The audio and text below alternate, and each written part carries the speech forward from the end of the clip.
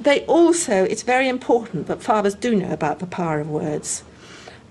Kipling said words are the most powerful drug known to man, and he was pretty well spot on. I remember a couple of years ago I was going skiing, and a colleague remarked, "Oh, do you still ski?" Now, "do you ski" is an absolutely neutral comment. "Do you still ski?" means you look so old and decrepit that I didn't think you could possibly stagger onto a couple of planks and slide down a mountain. He had no idea what he'd said. That little word just slipped out. And I was very polite and I didn't laugh because he would have been utterly mortified. But it said exactly what he was thinking. And words like that can destroy friendships for life. Every mother in the room will have met the phrase at some point, "Oh, do you work? Or are you just a housewife?" That little word "just" turns you from a normal human being with a brain to somebody which is about so high without a brain and could be tripped over because they're beneath contempt. And to keep your self-respect under those circumstances can be very difficult. One little word. Do a little exercise now. It's quite a subtle exercise. Just close your eyes. You don't have to sort of settle yourself and sit upright or anything grand like that. And just notice what happens in the most subtle way in your mind and possibly in your body if I say to you, "Are you in pain?" What happened? You can open your eyes now. Anything at all? I started scanning my body. You scan. I always feel a slight tension in my forehead. Some people have said a slight tension in my jaw. Exactly. The number of midwives with the best of intentions who say, "Tell me when you have your next pain." And I always tell fathers to stop them. I do tell them not to hit the midwife on the head and tell her to get out. I say, just politely say, "We've been doing hypnobirthing. Words are important to us."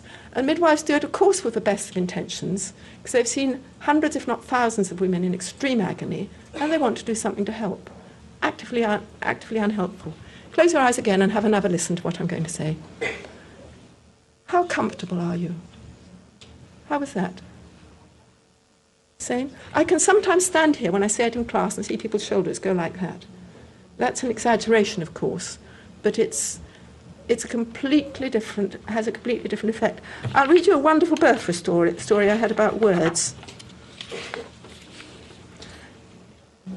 This was a mother who I'd taught hypnobirthing to.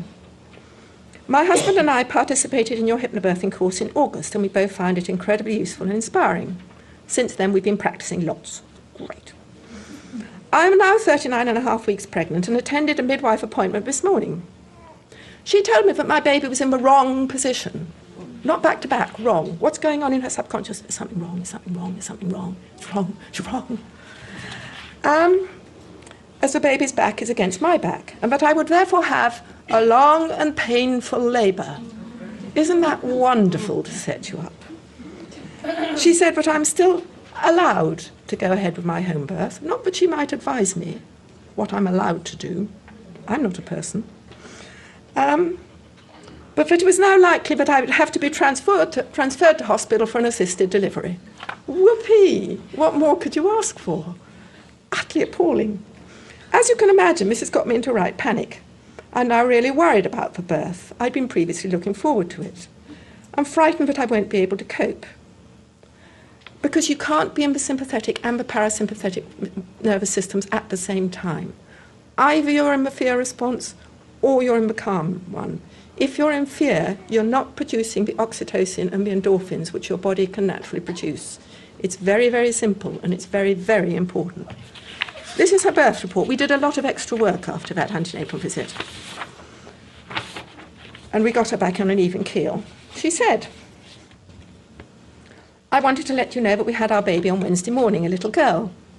Possibly due to the baby lying back to back, I felt the discomfort exclusively in my back." Notice she says discomfort, not pain. "Which led to the midwife on the phone initially telling me that I wasn't in labour." One feels she possibly hadn't looked at the notes at that time. So, to cut a long story short, my midwife came out to me 3 hours later. I was already 7 centimetres dilated. Well, that was quite good because I had this nice quiet time between them.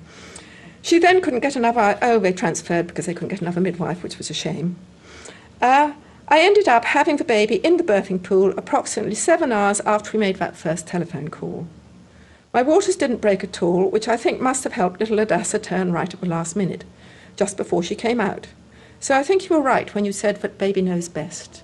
We could rely a great deal on the wisdom of mother and baby, which is not to say that assistance isn't appropriate, but they're the real experts. Thank you again for all the love and kindness and support. It was absolutely invaluable in the run-up to the birth. But that's the most horrendous example of the use of words. It is so important. How often do you say to somebody to be kind, don't worry, worry, worry, worry?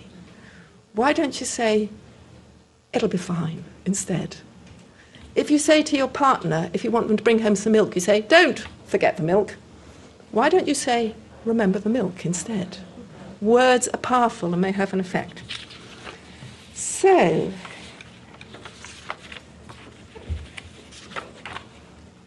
two more minutes. In that case, I'd actually got to the end of my... I will read you a father's report. My wife and I have 3 children. He was going to be here today, but he couldn't, so which is why I'm speaking instead. 1 hospital-born and 2 subsequent home births using the hypnobirthing technique. To say that we experienced the extremes of childbirth would be to put it mildly. I've seen my wife deliver with both physical and emotional trauma, and then have also seen her deliver with a calmness and serenity that defied my previous belief. Our first child was born in hospital and was, I am told, a pretty standard experience. An experience that forced us to consult a medical negligence lawyer and write a formal complaint to the hospital itself.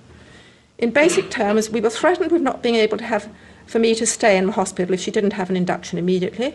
She was told she was risking killing her baby, and you don't want to kill your baby, do you? If she didn't allow them to proceed with an induction, and told she risked an emergency C-section, which could also damage her baby. My wife refused all these threats and attempted emotional blackmail, and then later, around midnight, had to threaten to walk out of a hospital and get in a cab if they didn't call me to come in, as she was by now having steady contractions 5 minutes apart. I arrived and found my wife with her waters broken, squatting on a dirty bed, having contractions 3 to 4 minutes apart, with no midwife in sight. What followed was a 10-hour labour with a lot of pressure to have a C-section, as the baby was spine to spine, and according to the midwife, was stuck with no chance of getting out.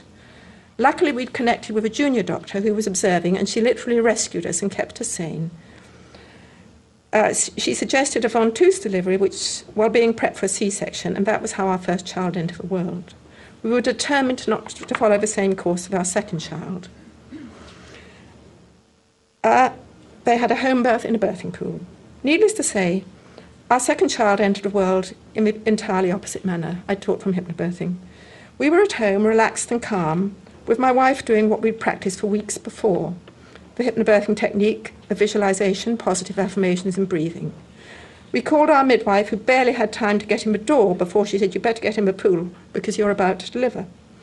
Neither my wife nor I could believe it, but sure enough, with no fuss or drama or pain or tearing or drugs, my wife, completely calm and in control, she gave birth to our second baby, also back to back. And it all happened so quickly and easily that we were all stunned. Our daughter was, as a result, very calm and settled easily. Her arrival into the world was a complete antithesis of her older sibling. Being able to see both sides of the delivery experience has made us very much hypnobirthing's evangelists, and I'm terribly sorry that I can't be here with you today. I truly believe that all children should be brought into the world, wherever possible, using the skills that we were taught, and that these techniques should be at the very core of what expectant mothers are offered in terms of preparatory education.